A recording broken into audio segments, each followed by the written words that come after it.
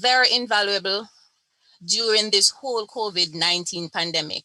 And ICT has helped us to stay connected and to keep keep vital services and businesses going, as we all know that we're suffering through this whole pandemic. ICT is here to assist and to help us as we go along. Today, one of our goals of this meeting is to encourage high school girls and young women to pursue STEM education. We're also here to achieve from these motivational talk from the panelists to how best we can use those motivational talk to help us to help you and all of us within our career development. So they're here today and they'll inspire you on this very special day. So for girls and women in their career, STEM career. So without any further ado, we have a vibrant, we have a tight agenda. So I'm gonna say 3 items that are going to come in this order before I come back and speak with you. So we're gonna take now our IEEE chair, which is Erica Simmons, and she's gonna bring greetings. We're also, after which we'll also have Jennifer Castillo. And as I said before, we're utilizing technology. She could not be here today, and she has also pre-recorded, and her message to you also will be a video presentation. And after which, we have great young minds in Jamaica, and we'll have Justine Shaw, who will demonstrate a robot demonstration. She will demonstrate a robot simulation to us today. And this robot was built by these students from University of the West Indies, and they actually went to a competition, the Southeastern competition with this robot. And so we'll take these 3 activities now in this order. And once again, thank you for joining and welcome again. I'm gonna ask you, as I said before, to type in the chat. If you have any questions, please type your questions within the chat group, and we will address them in the question and answer section of the event. So once again, thank you for joining, and over to you now, Erica. Yes. Good afternoon, everybody. I would like to first of all just thank our Women in Engineering chairperson, Ms. Charlene Brown, for bringing greetings and also for organizing this wonderful event today. I'm just going to share a few slides with you about the IEEE organization and what we do in the world. It's a really great organization, technical organization, where we can learn all about a ton of products. So let me show you our history. Back in 1884, I'm sure you guys heard of Thomas Edison. So Thomas Edison and Alexander Graham Bell, the guys that did the telephone, founded the American Institute of Electrical Engineers. And in 1912, there was a new organization that was started that was focused on wireless technologies and electronics. And in 1963, both of those organizations came together and became the Institute of Electrical and Electronic Engineers. And how we call it the IEEE. So IEEE is the IEEE. So we're coming from 1884 all the way to the present. As Charlene said, we're the world's largest professional technical organization, and it's really great to be a part of a place where you have a global audience. Look, we have everyone from all parts of the world on the call today. And the overarching theme of the IEEE is really about dedicating and advancing technology for the benefit of humanity. So you'll see a lot of the work that we're doing is across a bunch of areas that are benefiting people across the world. There's over 3,485 student branches. So we try to have branches on each of the universities around the world. And here in Jamaica, we do have a branch at the University of the West Indies, the University of Technology, and the Caribbean Maritime University. There's over 580 different affinity groups. The Women in Engineering is a big affinity group, lots of very senior women and student chapters participating there. But generally, there's over 400,000 members of IEEE, over 107,000 student members around the world, and as we said, 3,500 student branches and affinity groups in over 160 countries, 10 regions around the world, 46 technical societies. So I'm sure if there's some interest of yours in science and technology, there is a society here that you can be a part of. We have a lot of events to get involved with, lots of conferences. We publish a lot of documents through our document portal, the IEEE Explore, tons of technical publications. 27 of the top 30 electrical engineering journals are published through the IEEE. And we have over 1,200 active standards and even 900 under development. I just want to point out the ones under development, for example, if you're interested, I want you to look at the P7000 series of standards, which will have to do with how we are going to regulate and put standards around the development of artificial intelligence. The Women in Engineering organization, we'll hear from Jennifer Castillo, who's coming up next, about the Women in Engineering organization. And I'm really glad to be a part of the Women in Engineering organization here under the leadership of Charlene Brown.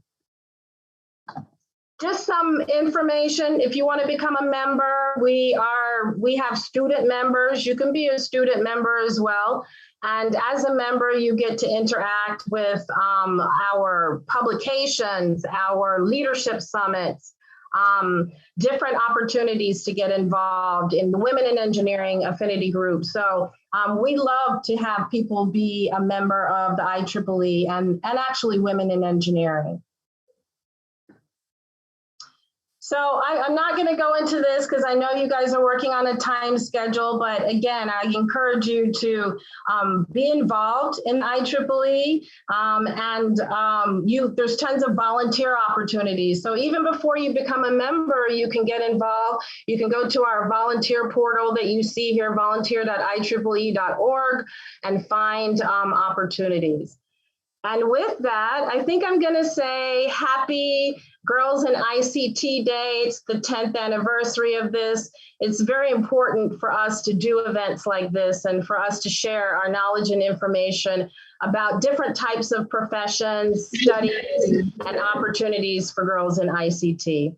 So with that, I think we're going to hear from the global chair of the Women in Engineering, Jennifer Castillo now.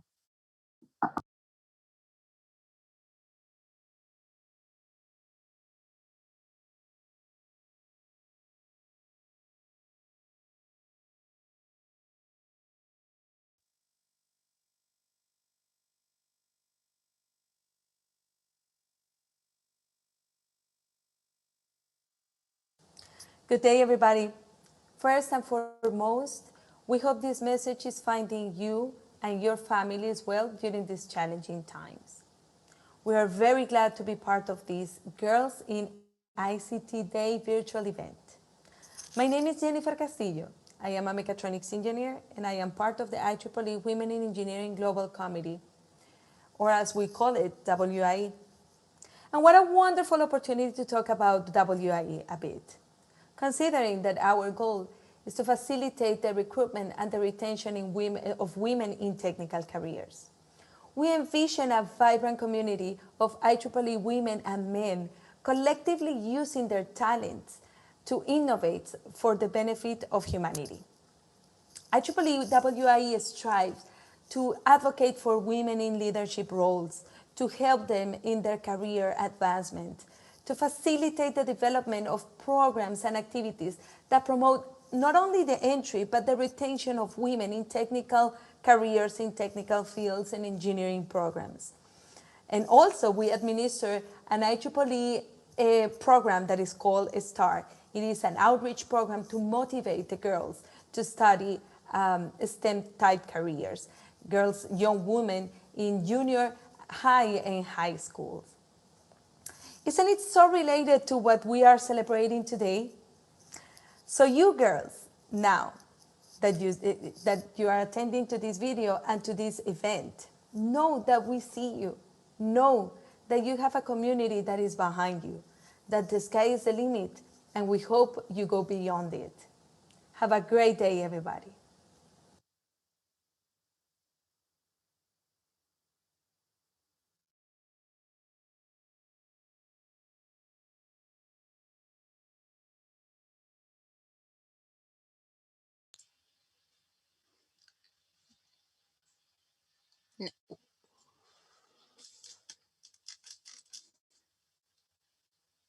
At this point, we'll take Justine Shaw with her robot demonstration. Good afternoon, everyone. My name is Justine Shaw. I am a recent graduate of the University of the West Indies, Mona. I did electronics engineering as my major, and I think this is such a wonderful thing to be a part of. I was first introduced to physics when I was in high school, and physics and engineering concepts. So I really do think that this event will be very useful, and these encouragements, I think we should all take it and not take anything lightly, but really, give a passion to what we're doing here. So I was introduced to robotics when I was in first year of university, and I was fortunate enough to make the robotics team where they trained us in how to, code, how to build the circuits, how to, problem solve, and that's really was key for us in order to, excel. And we were fortunate enough to also be entered into a competition called the Southeast Conference, and that aided us in just putting the word out there about what robotics IEEE UE. And those were just things that were very crucial to our development. So I would like to show you this video right now that we did for the 2019 robot. And yes, so we'll play this video now. So as you can see, we built this video from scratch, this robot from scratch, sorry. And it's gonna collect some blocks. It's supposed to simulate space debris, and these blocks, this is all autonomous. We're not controlling the robot with any sort of remote control. This is coded to collect these blocks in whatever order that you see it happening. So it collects the blocks and brings it to a home square, and it continues to do so for any block that it senses. So the technology being utilized here are just sensors. So, we have sensors everywhere, sometimes even on your cars, when it tells you where to stop when you reverse. So that's what this kind of simulates. And the more blocks that we get out of this circle here is the more points that we have accumulated for the competition. So, and every time you put it in a square, you get even more points. And if the blocks were color coded, so for instance, if the green block went into a green square, then you get even more points. So this was our robot's best run for that year. And we were able to even place third, not this specific robot, but another prototype like it was able to place third in the competition. And I think that was really, really great. So we're going to see it continually shift these blocks and balls out of the circle. I will continue. And then when the run is finished, it will go to a home square, which is where it started, and it will raise its flag. So we're gonna see, I think it's gonna do one last one, collect it, put that in the square, and then now it's gonna go home because it was a timed competition, so we only had 2 minutes in which to complete a run. So now it's gonna say, hey, 2 minutes is up, let's go back home, and it will raise its flag. Yeah, I think it started over. But yeah, so those are the great things that you can do with just engineering, with computer science, with all these STEM projects that are being introduced. So I'd like to thank everyone for having me. If you have any questions, we can place that in the question and answer session later. So thank you.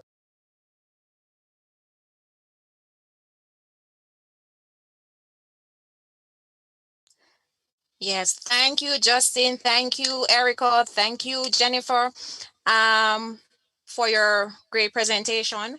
At this time, I want to pause to thank the ministry, the Jamaican Ministry of Education, Youth and Information. I know they're on the call and we want to welcome them.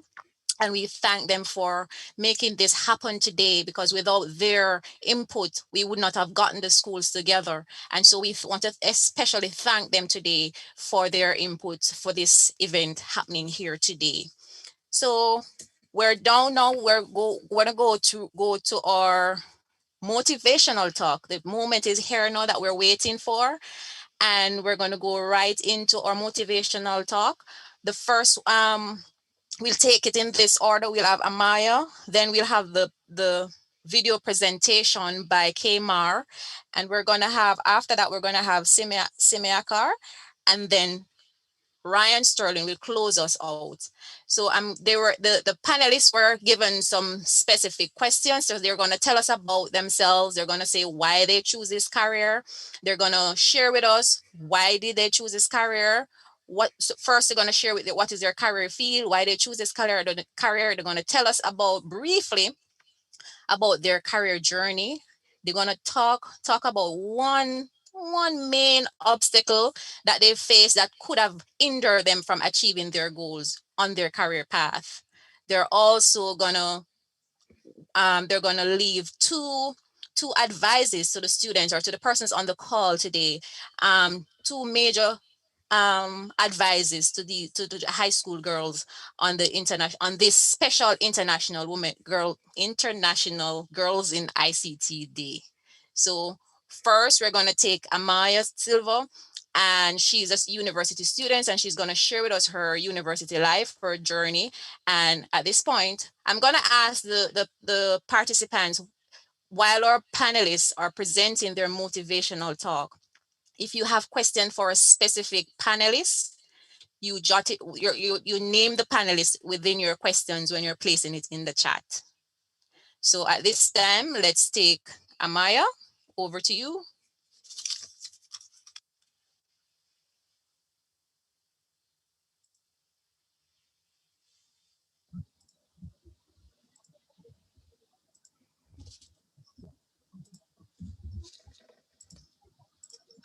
Yeah, am I audible? Yes, you are. Yes. Okay. Good afternoon from Jamaica time and a very good morning in Sri Lanka time.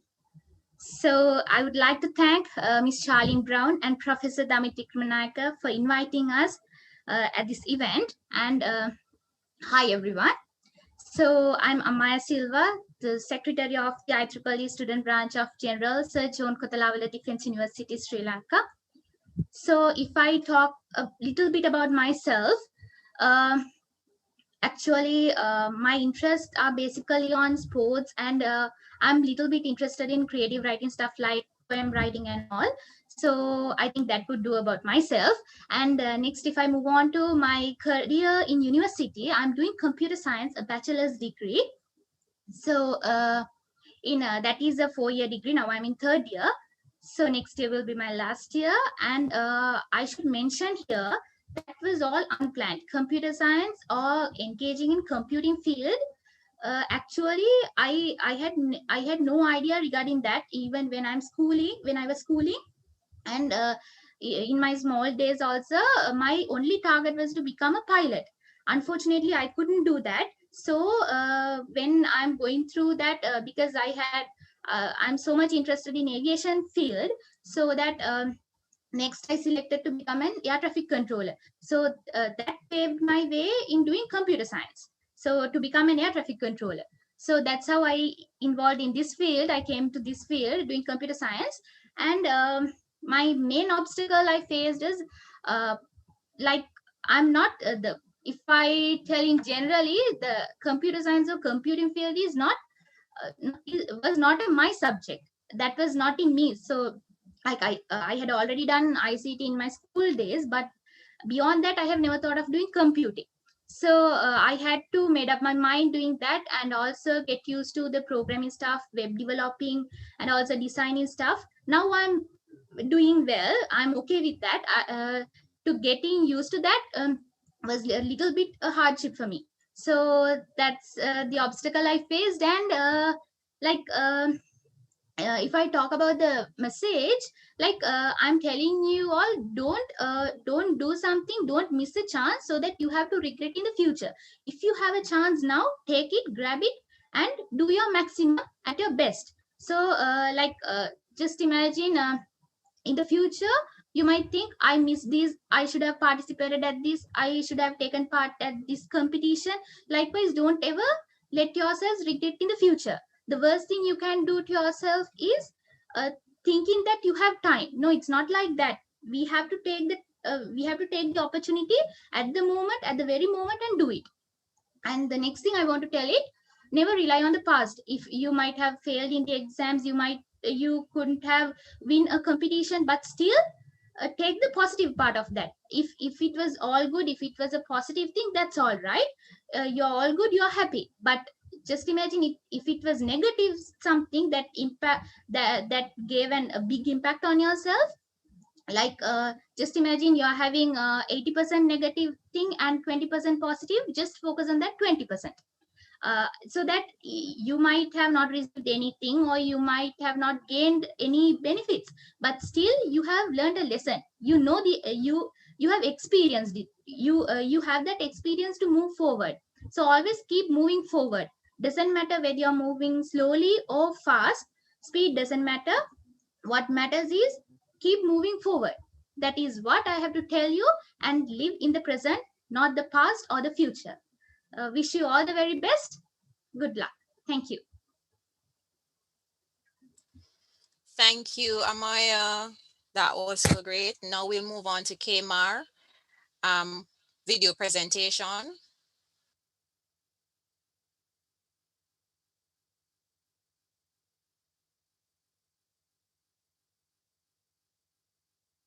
My name is Kmar Jordan. I'm the proud editor-in-chief of the Gleaner Company Media Limited.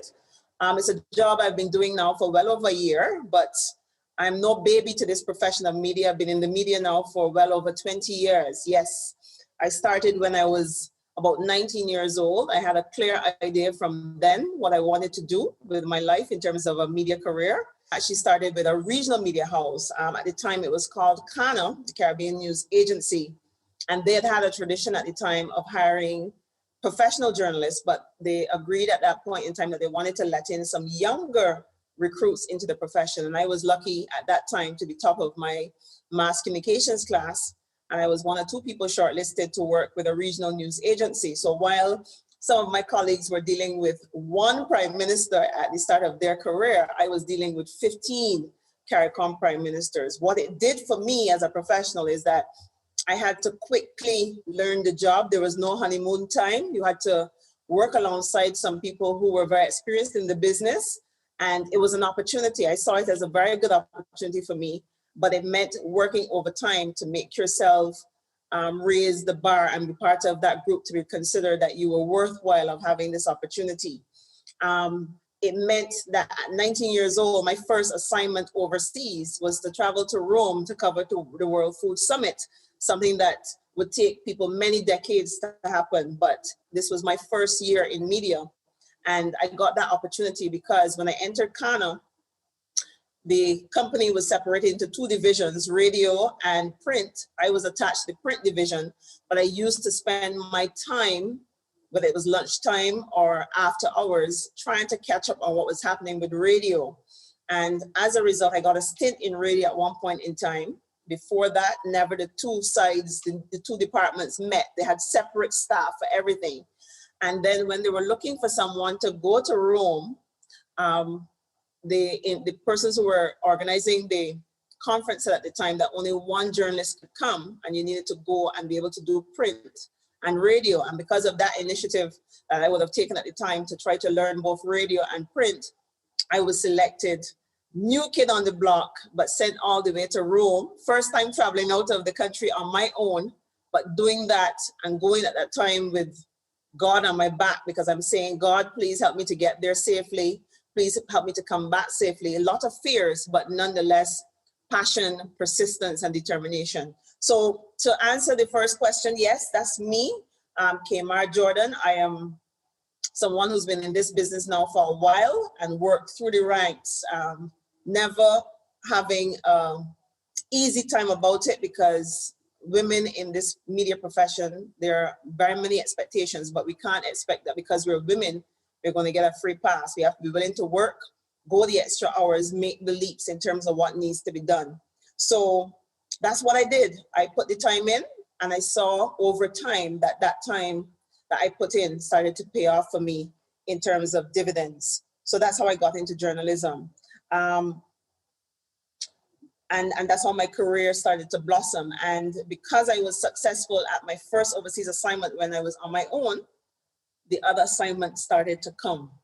And I started to do them with a lot more confidence. And I started to stamp my feet and my authority on what I was doing. And I was able then to raise the ranks from junior reporter into a reporter, then a senior reporter, and all the way up to news director at Kana. And in between there, I would have studied, done some more studies to advance my career. So I did a degree in management, because by that time I said, well, I know what's happening in media. I don't need to do another degree in media, but I need to advance myself now to look at some of the responsibilities that came with advancing. So I did a degree first in management. And then a few years later, I went overseas to the City University of London, where I did a master's and was able to be successful with a distinction, and came back with a promotion that met me there. And I moved from that then to a local media house in Barbados, the Nation newspaper, which is the biggest newspaper in the country. They were looking at me and my growth and development. So they offered me a job to come over to be the editor-in-chief. And at that time I was like, wow, editor-in-chief. When I got the invitation to come for an interview, I thought, well, they want to offer me another job in the newsroom, to be a senior reporter or what's not. And I went then basically saying, listen to them, but I'm not really ready to leave Cannes. I'm comfortable. But the truth is, when a gentleman by the name of Harold Hoyt, who was seen as the standard bearer for journalism, when he sat and looked at me and said, okay, Mara, I've been watching your progress and I've seen you putting in the work and your development, etc., and I want you to join my team, I got instant goosebumps. And also I rose to the challenge of that offer. So I became editor-in-chief, the first female editor-in-chief of the Nation newspaper in Barbados.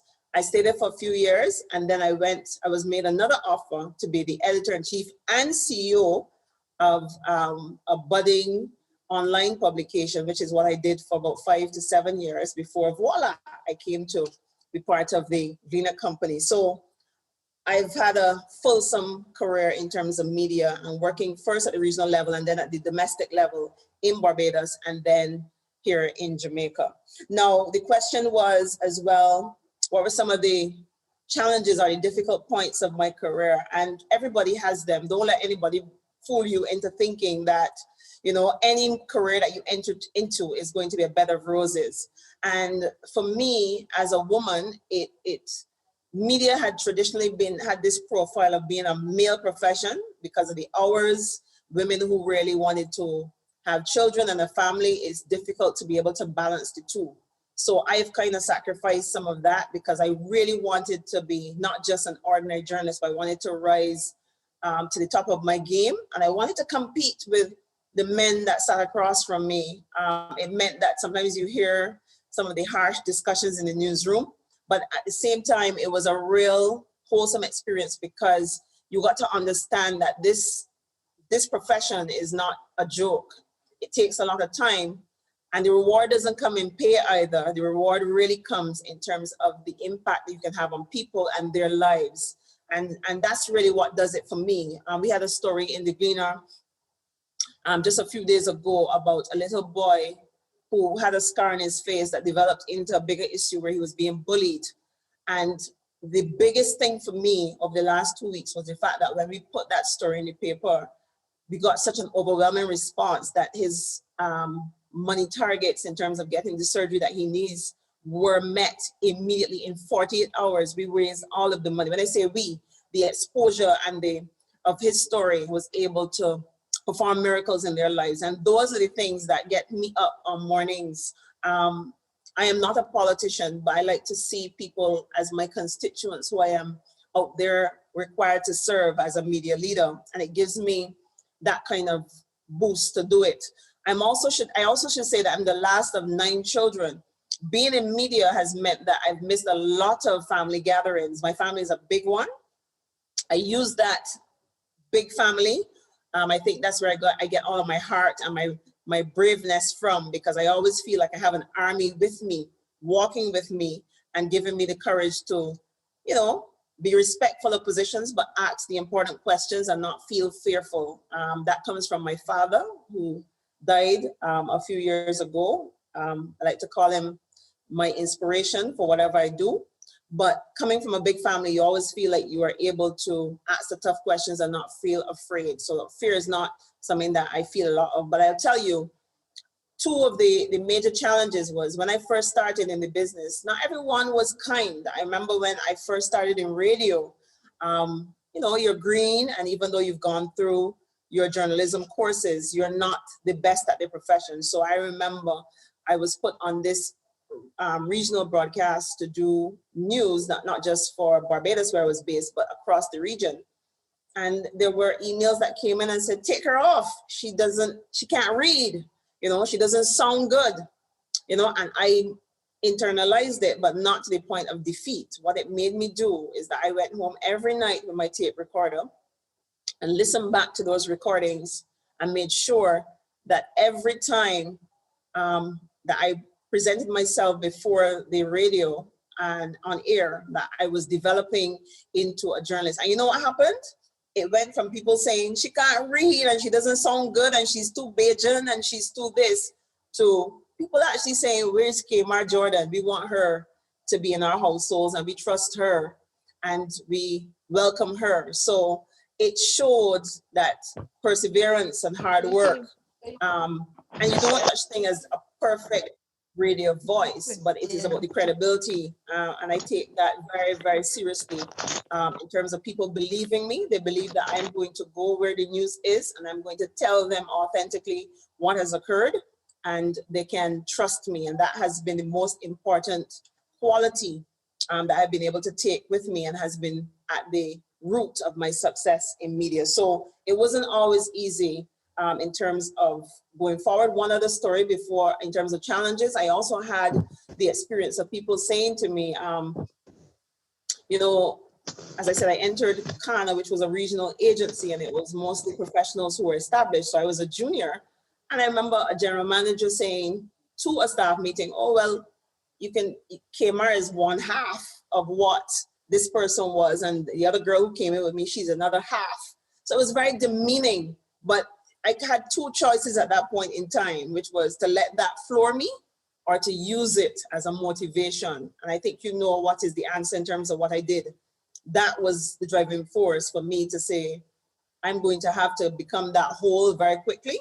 It meant reading, it meant studying the profession, and it meant looking at what was required and putting in the work to get to where I am. So finally as well, the question is asked, you know, what advice can I give to you, young people, in terms of what you need to do? I think, you know, I don't have any major, you know, advice that you probably have never heard before. But for me, be passionate about what you do. If it doesn't sit with you, if it's not what makes you want to get up on mornings, it is not your area. You need to go back to the drawing board and figure it out.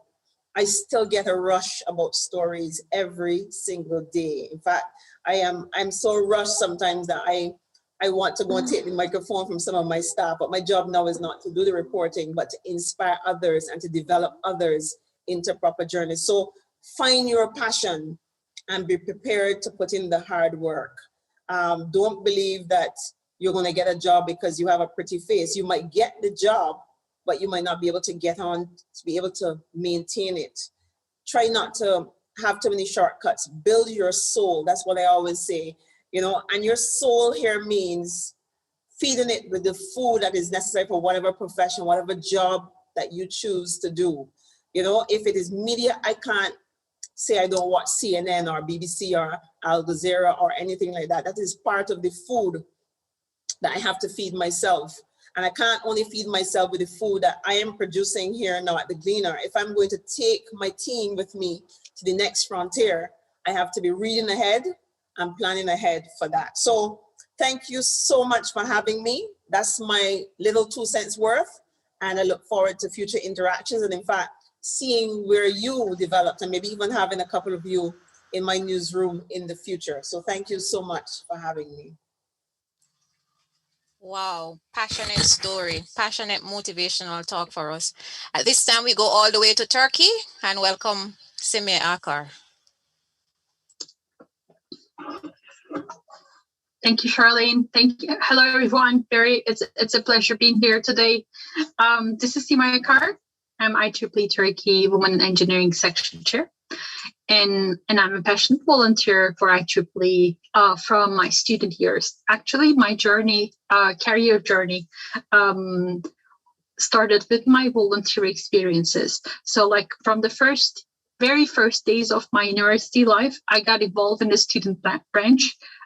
That we also mentioned earlier. There are very active student branches all around the world. So I graduated from Middle East Technical University. While during my study, I joined IEEE student branch as a volunteer and served some roles as leadership roles and became a team member there. It was a very important journey in my story. So like it shaped also the rest of my life. Today, I'm a chief commercial officer and co-founder of Innocess, which is a lithium battery storage company for electric vehicles and also renewable energy systems. So I am from Turkey. So I grew up and studied here, and I participated the program from Stanford University for the emerging technologies. And today I'm working for renewable energy and clean energy technologies. So that's actually my my professional field and technical field, but it's also the field that I'm passionate for. So actually, I'm working in an industry that I feel and I have full passion, and also my life and my vision is in the same direction. So it's important to find your own passion for your life, and it's important to also discover your own potential, like which direction are you going for. So it was a renewable energy for me. So I actively joined some renewable energy projects, in particular solar energy projects, when I was a university student. So immediately after the graduation, I started in actually photovoltaic industry, which is actually solar energy.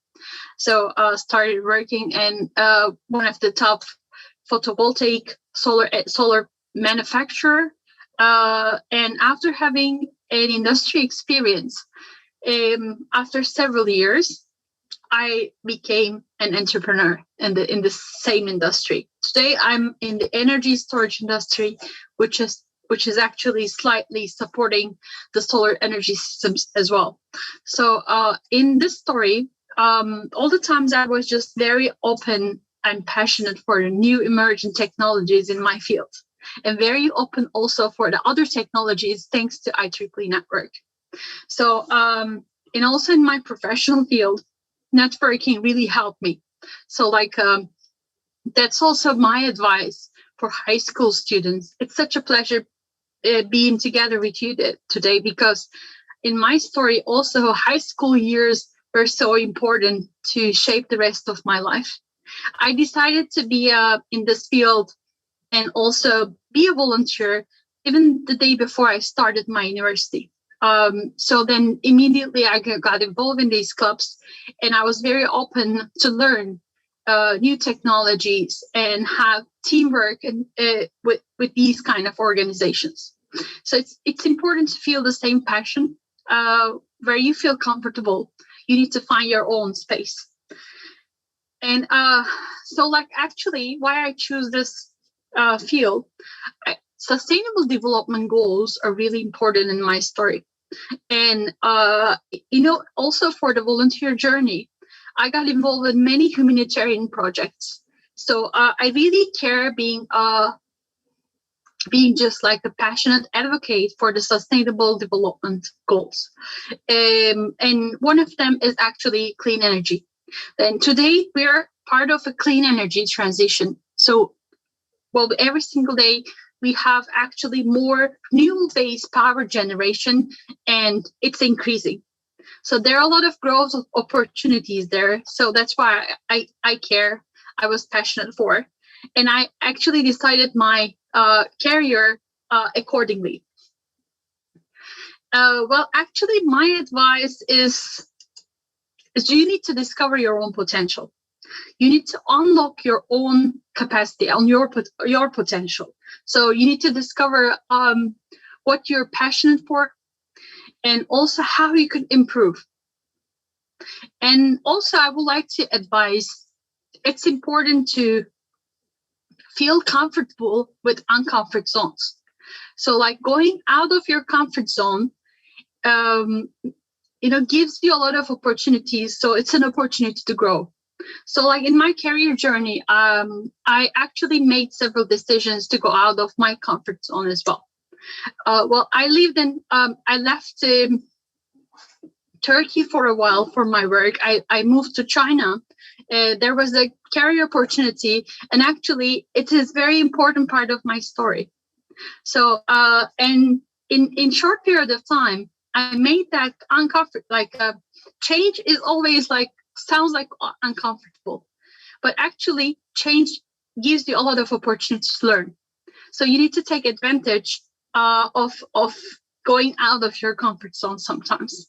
And when you get used to taking these initiatives in your life, you actually discover the value and opportunities from these changes. So like that's also important for me. So don't afraid change, and also just like learning new things will unlock your creativity as well.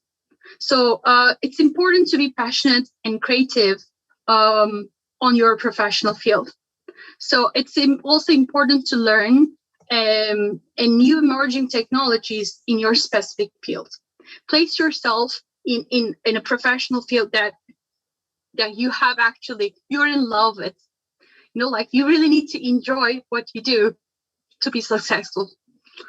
Well, thank you so much for listening my story. Thank you, Semiakar. We're gonna go local at this time, and we'll listen to Ryan Sterling as he share his story, his motivational talk with us today. Ryan, over to you. Okay, thank you so much. A very good afternoon to everyone.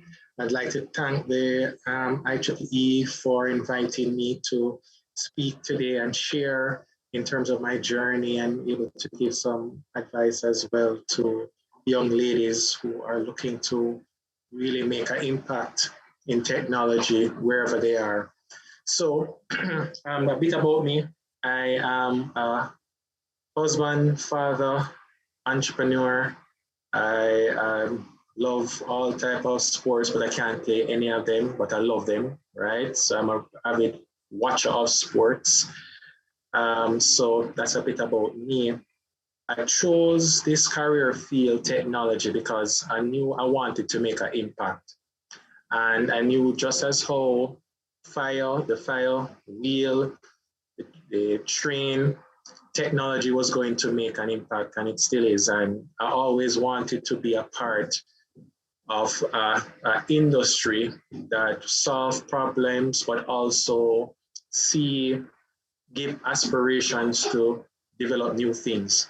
And that's what I really wanted to do. And a new technology, being in that space, was going to allow me to make an impact. In terms of obstacles and my career, there are many, right? But what I find is that the greatest obstacle that you can find is overcoming fear, achieving that mental conviction that you can achieve what you set your mind out to, right? I strongly believe that excuses are valid. You may come from a community that you may not may not have the facilities that someone else may. You may not have the opportunities that another group may have. But yes, that is real, but that won't get you to where you want to go.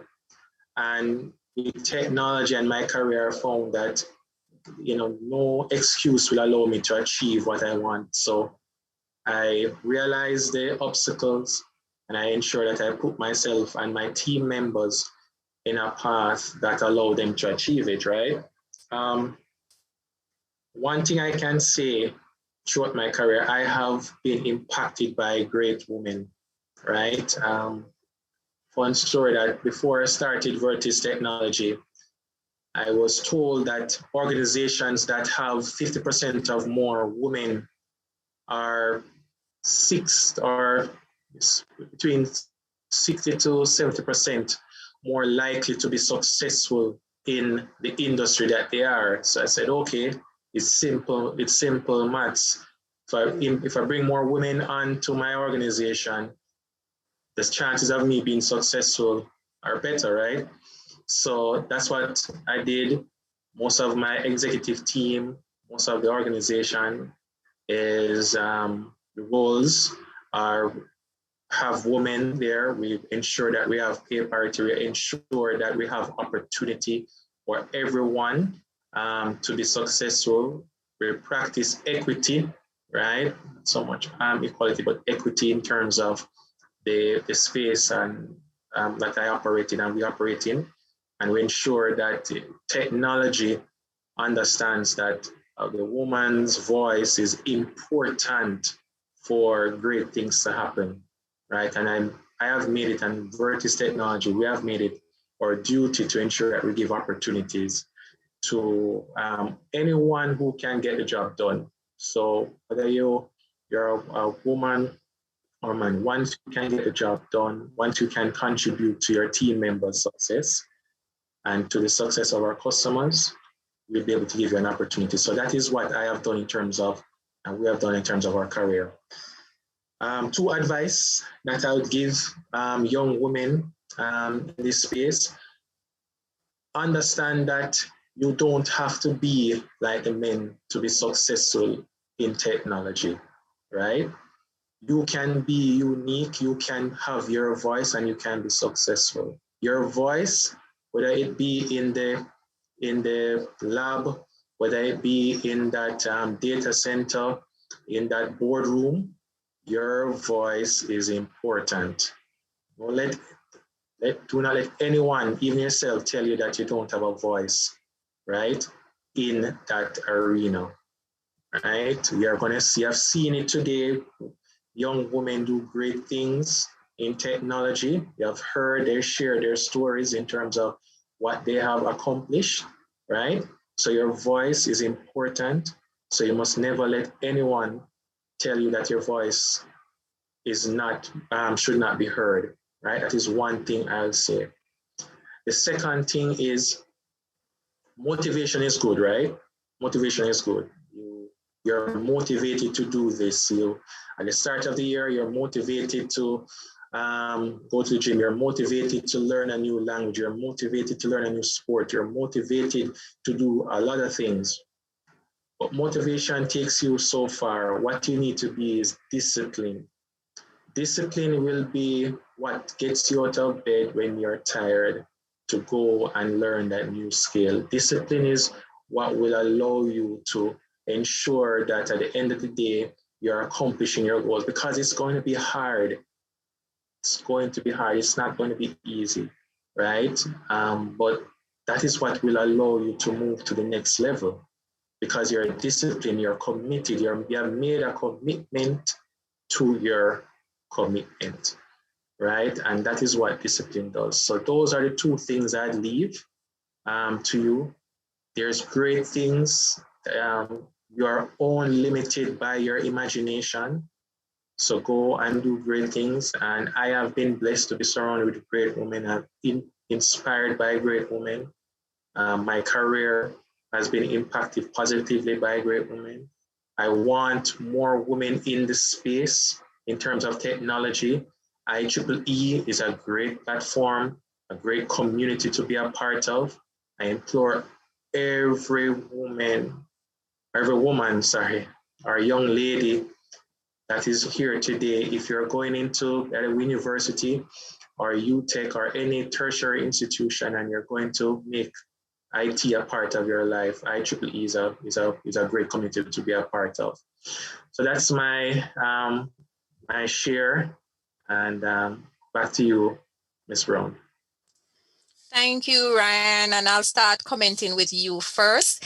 I'm those advice that you have given to the young ladies and to all of us today, they're very vital. And I was so pleased to hear you say that you women, you value the service of women within your organization, and it shows that we balance each other within the organization, within the family, whatever space we're in. Both women and men, we balance each other, and we should not compete, as you said. So we thank you for this motivational talk. Before we go into the comments from the motivational speaker, I'm going to go right now into the question and answer session. And Miss Christine Adderley, or a Women in Engineering Secretary, she's monitoring the chat. And I hope we have some questions within the chat so we can take at this point. So Christine, over to you.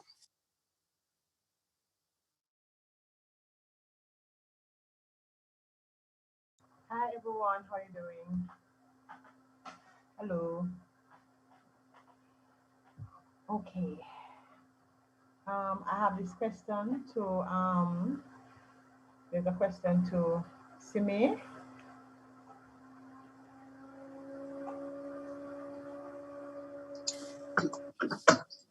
Is this question for Kmar? Yes, Kemar. Simi? Kmar.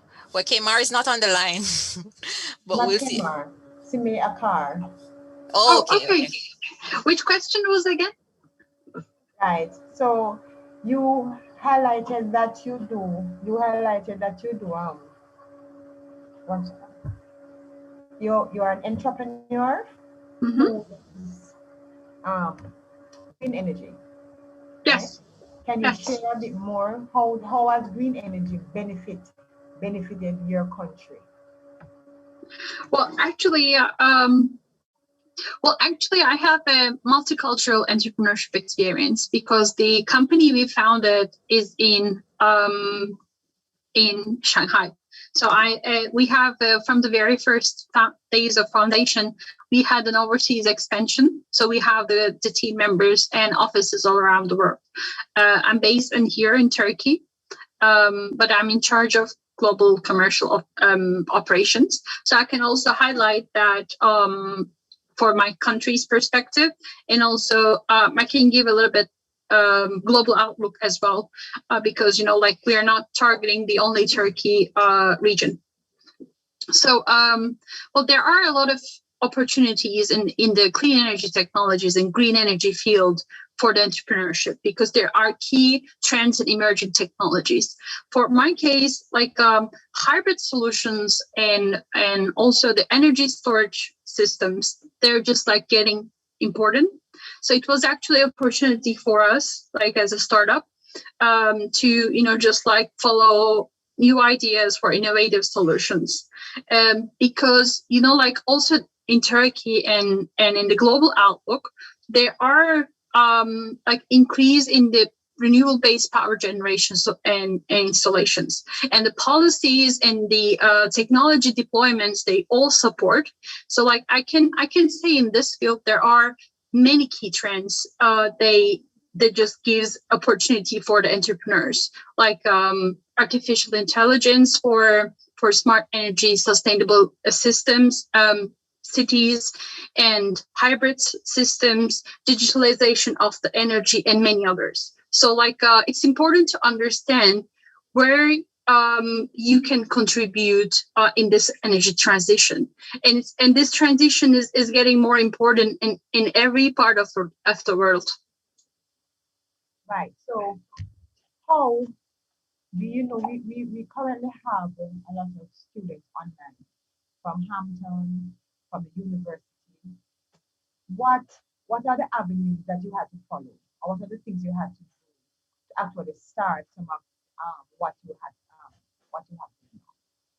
What are some of the different research that you had to do so that we in Jamaica here, right? And Yes. even can see to implement it in schools, starting from these young ladies who are online with us now. What are some of the things that even the ministry can look at in starting those or starting the green energy, adopting green energy within the schools?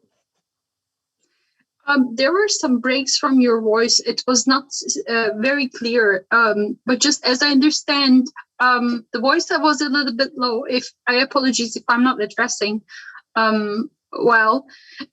Well, there are opportunities from, well, they're just like obviously they're just like policies and some programs supported by the governments. So, like from my knowledge, also there are many initiatives in Jamaica and also Turkey, China, and across the world.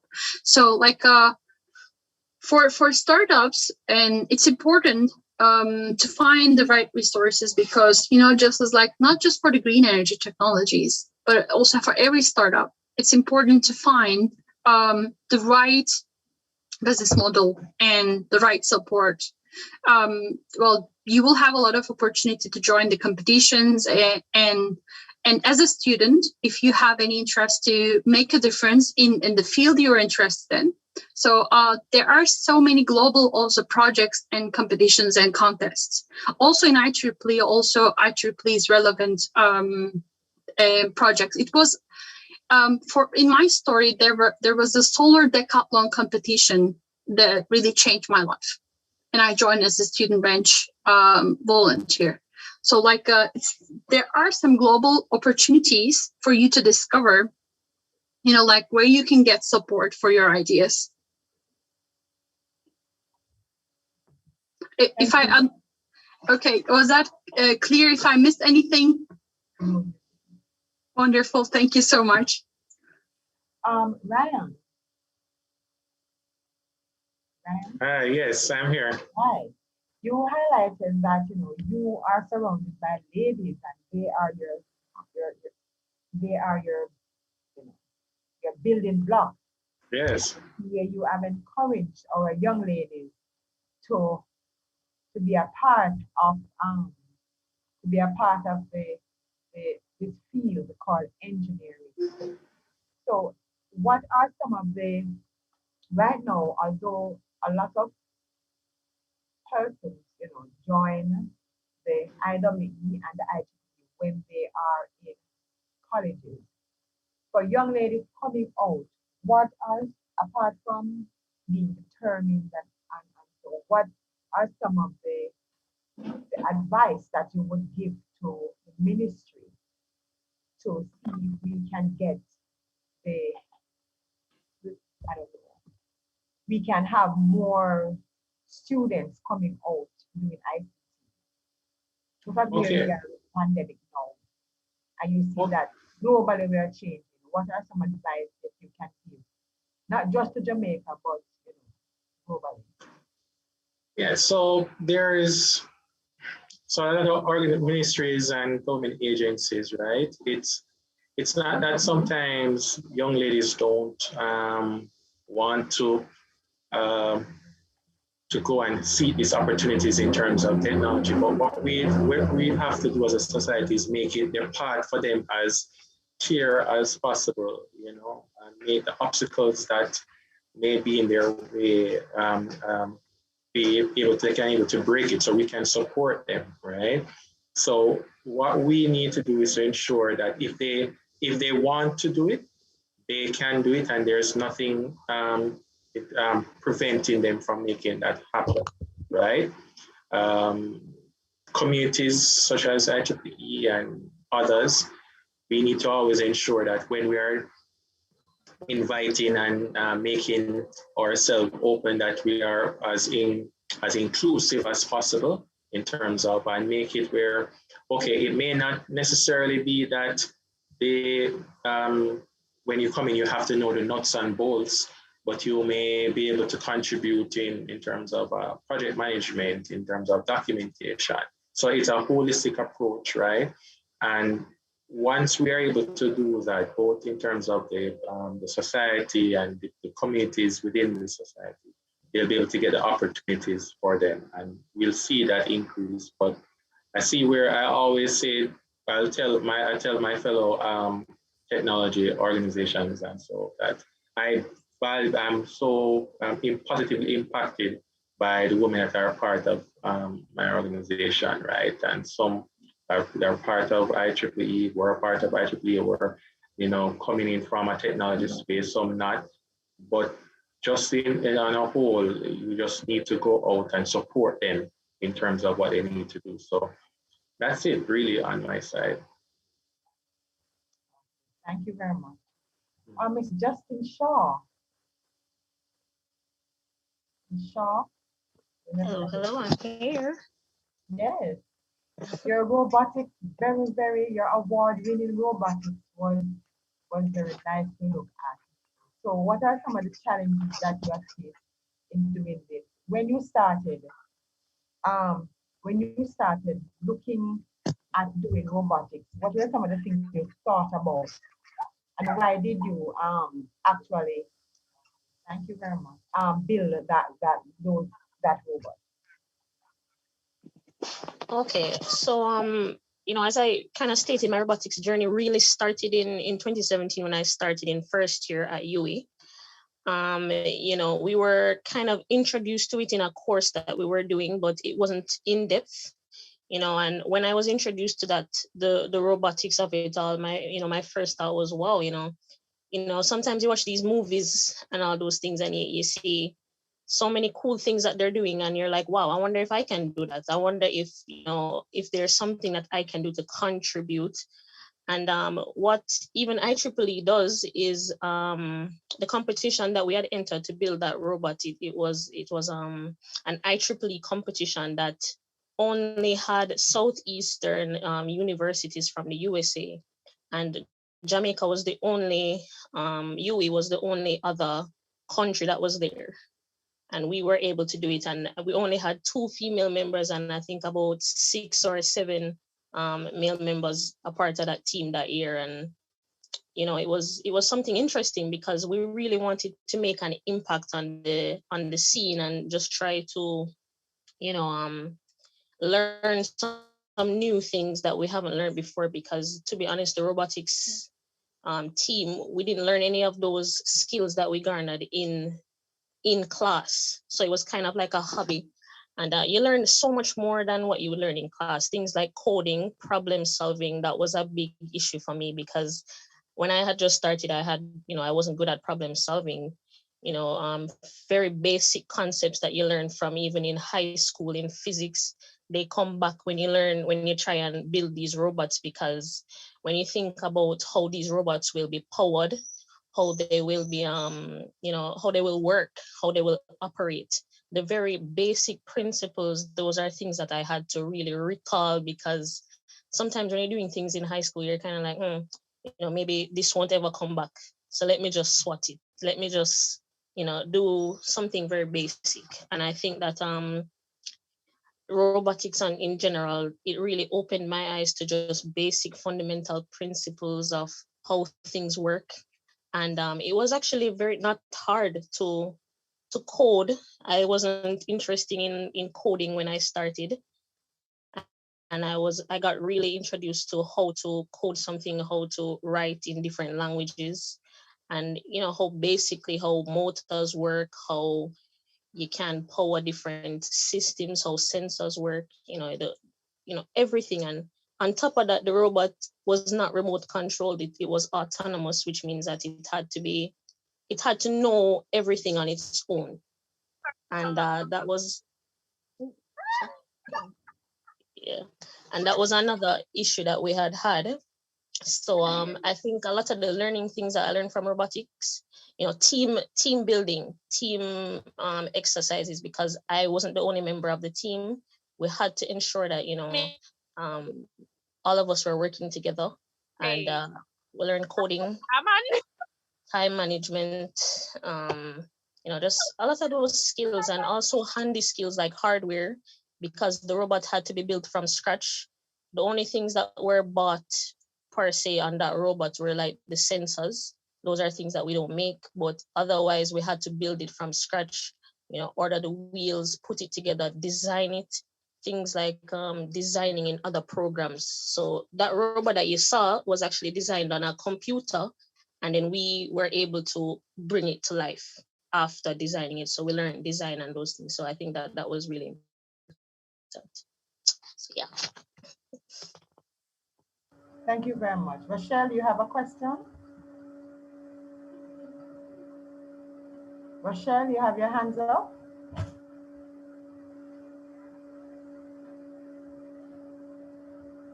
Okay, she's not asking. Miss Silva, Amar Silva, thank you for joining us from so far. Um, how has engineering transformed your life? And I know you talk about moving forward, always moving forward. But for our young ladies in our high school, how was it? What opportunities has engineering provided for you? Yeah, basically, if I tell about, I started doing my degree in 2019. So it helped me a lot in learning, like enhancing my knowledge in different fields, like since I'm doing computer science, each step, like learning programming languages and the practicality, applying them in practical scenarios, was how I moved forward. And it paved my way towards the global scenarios, like what are the new opportunities, as a young girl, what we can do to the society, what we can do to the world, what innovations can we do.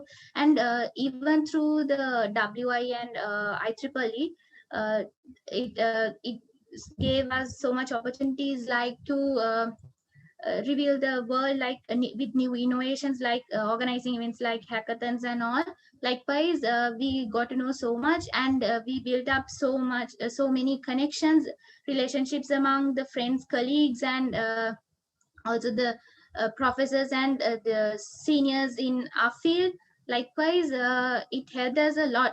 Mostly the experiences we gained through the practical scenarios involving our knowledge helped us a lot. Camera for.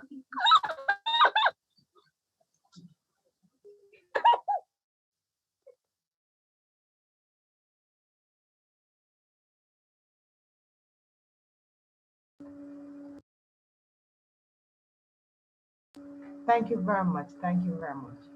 Okay, Charlene, there are no more questions. There are no more questions. Thank you, Christine, for monitoring the chat, and we have learned so much from all of our panelists, all of our presenters. First, I mentioned Ryan Sterling's comments, and his advice is to at times to accept change. One of his advice was for persons to accept change. We heard from Simia Akar, and she asked you to get involved in volunteerism. She said to find your own passion. There's also a lot of advice that came from Kmar, or Gleaner, the Jamaica Gleaner editor, and she has also asked us to be passionate with whatever you do. So that's another advice to our young girls, our young women that are on the call today, and even professionals growing in the career, to be passionate about what you do. We also heard from Amaya, and she's also saying never dwell on your past.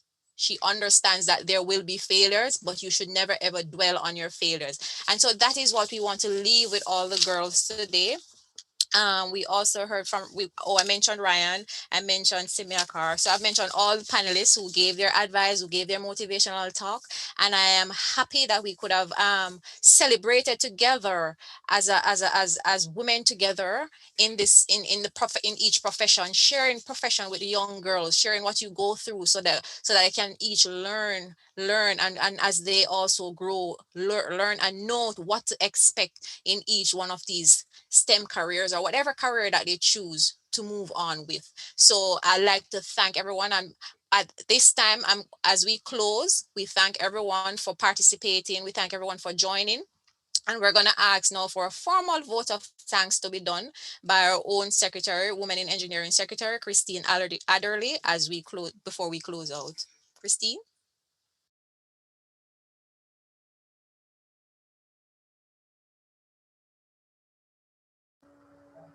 Okay, so ladies and gentlemen, again, a pleasant good afternoon. It gives me immense pleasure to deliver this vote of thanks on this momentous day, the 10th anniversary of the Girls in ICT Day. I would like to thank Erica Simmons, the IEEE Jamaica Section Chair and a WIE member, for providing an insight into the operations of IEEE. Additionally, our Jennifer Castillo for sharing the importance of women in engineering, Justin Shaw for sharing her award-winning robotics creation, Amaya Silva for her encouraging words to moving forward and sharing her journey in engineering. Thank you to Miss Kmar Jordan, whose determination from the teen years has allowed her to be editor-in-chief of our own Gleaner, Jamaica Gleaner Company. Ms. Simart Ekar, the WIE chair of Turkey section, her encouragement in finding your passion and her achievement in her solar energy advancement in her country. To Ryan Sterling, who is a husband, of course, a father, and a keen watcher of sports, for encouraging and also siding with young ladies in the field of ICT. Most importantly, finally, the ministry and representative of the Ministry of Education, the Hampton High School for Girls, St. Mary High School, Immaculate Conception High School, Northern Caribbean University, the Carter College. Am I missing out anybody? I hope not. UII. I thank you so much for being a part of this presentation, because without you, we would not have been able to share with you the importance of the 10th anniversary, to share with you all of everything that you would have learned today about Girls in ICT Day. And we would love for you guys to be a part of the different university, join IEEE, join WIE, and spread the word. Allow women to move forward in this field of engineering. Oh yes, very technical high school. Thank you, Miss Carter. Thank you so very much for being a part of this presentation. Now, let me leave one last thing with you. As was echoed in our presentation, always at all times, keep moving forward. Have that determination to succeed. And most importantly, be true to yourself and enjoy what you do. Thank you for having us.